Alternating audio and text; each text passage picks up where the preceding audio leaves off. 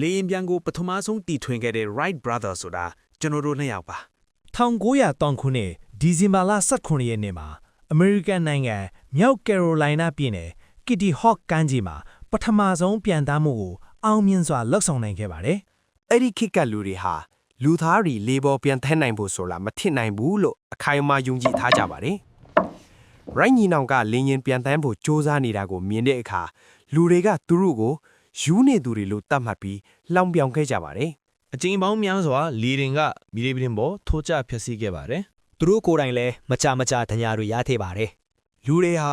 နောက်ထပ်အနှစ်တစ်ထောင်အတွင်းမှာတော့ပြန်တန်းနိုင်မှာမဟုတ်ဘူးလို့ဝေဖန်ခဲ့ကြပါတယ်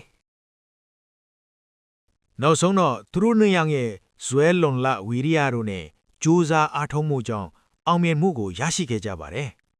နောက်ဆုံးတော့ငါတို့အောင်မြင်ခဲ့ပြီ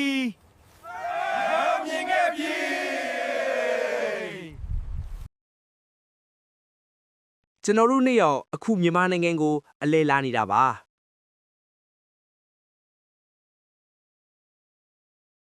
ရွှေတကုံဖျားဖူးပြီးပြီဆိုတော့